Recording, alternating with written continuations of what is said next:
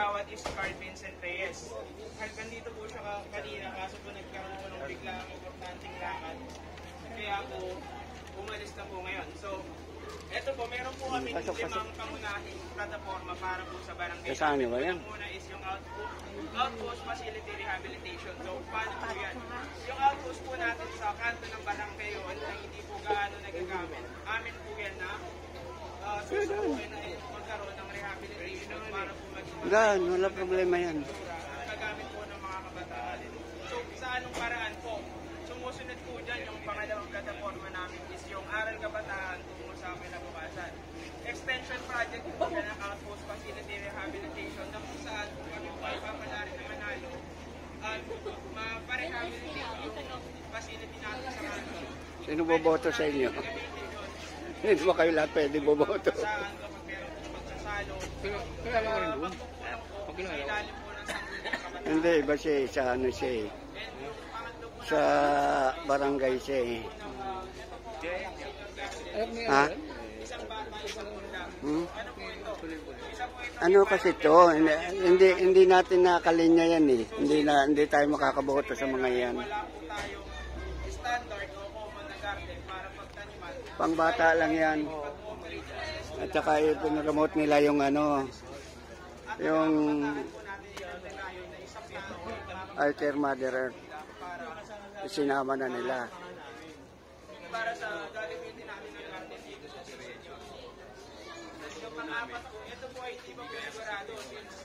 Isang ano lang po sa Ang gulo ko.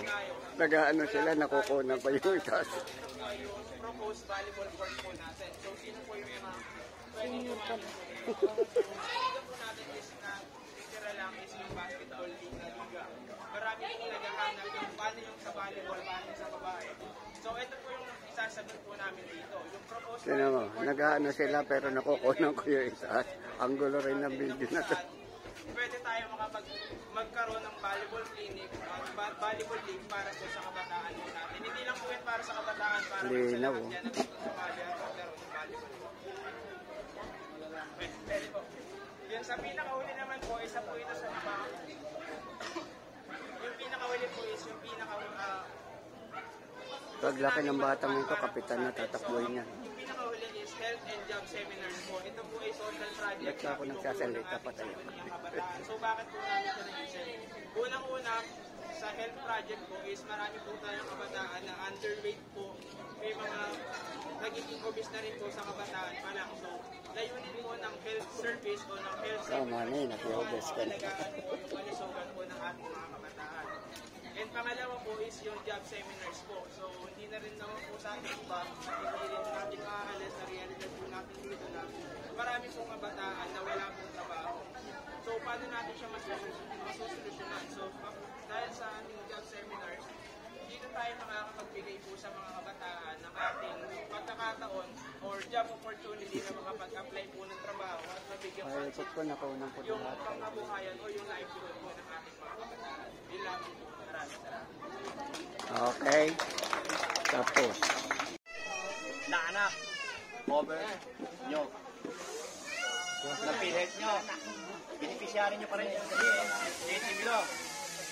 Ayon sa RA 10645. Okay? Legitimate child. Kasali. Legitimate son or daughter. But with DSWD certificate. For approval yun ng DSWD. Yung certificate na legitimate son ito, kailangan cover ito ng RA 10645. Because ang son and daughter ko is 18 years old. Okay, covered. Asawa.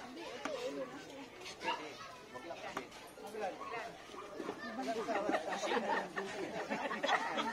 60 years old legal. 60 years kayo, tapos asawa 55. Ngayon, inpatient.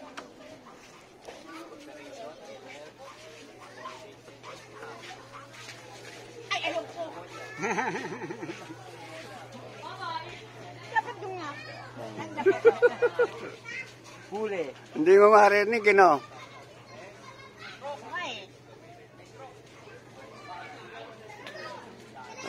Ayaw pa pick.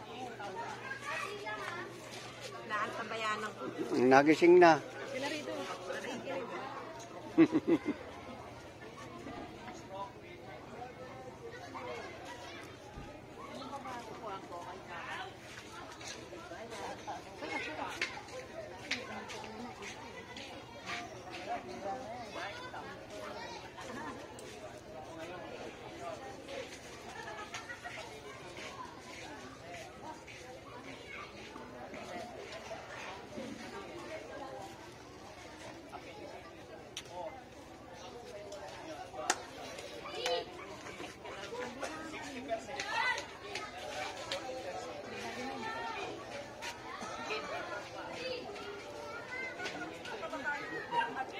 Hindi ko rin marinig.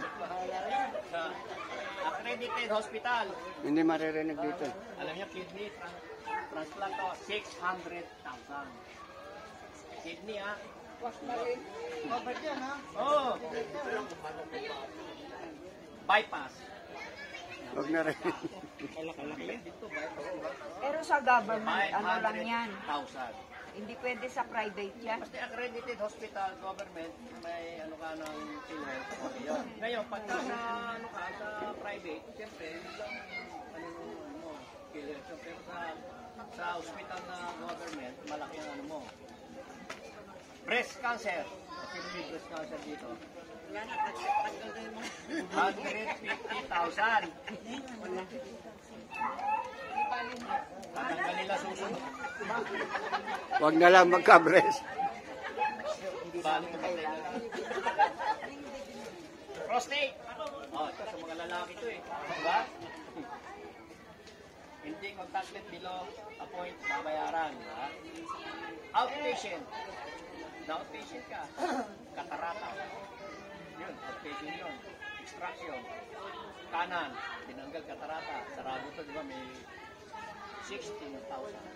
Okay? After 24 hours, kaliwa naman. Kasi may katarata rin eh. 16,000 rin. Ibig sabihin, kaliwat kanan, meron kang 34,000. Kaya lang, palilipasan mo 24 hours. Kasi may cover. Ba't pinagpandala rin ko lang? Kakapaka pa. Palipasin mo na yung 24 hours o kaya 2 days. Bago patanggal yung kabila kasi may takip kayo tanggal eh. Tanggalin nyo naman parehas. Wala kasama. Bulat ka. Sige, uwi ka. Animal bite. Nakagat ng aso, pusa. Kano? 3,000 lang. Ilang balik kaya? PhilHealth consultation. Tayo, meron tayo senior PhilHealth. Diyan na lang tayo sa, ano, sa health center. Kasi yan, lalagyan yung lahat ng laboratory, ang gamot, andyan na. Yan ang hospital natin, hindi na sa pathogen. Lalagyan na yan. Yan ba? Ang laboratory. Lalagyan na rin. 5 lang sa buong Pasay. Na health center. Hindi nga kasi pinag-a-apply pa ng PhilHealth. 5 lang yan. Sa buong Pasay, ha? Isa na tayo. Malapit tayo. Ngayon, meron kang laboratory, meron kang gamot. Diyan sa OLAP, MIA Health Center. Okay? Naintindihan nyo na yung ano. Pag wala kayong PhilHealth. Okay ka lang? Ilang ka na lang kami Hindi kasi senior eh. Iba yung sa iyo. Kaya ko nga may health card ako dito eh. Siyempre, i-avail ko yung national government para sigurado ka. Okay, bibigyan natin ito ng application ko. Parin natin ito dito. Wala pa po. Kapit-bahay lang yan. Si Tropa, sabi Tropa. Xerox na lang. Ito meron ka na eh, di ba? Ba't si Tropa wala? Hindi naman na. Tropa mo wala. Kasi tama-tama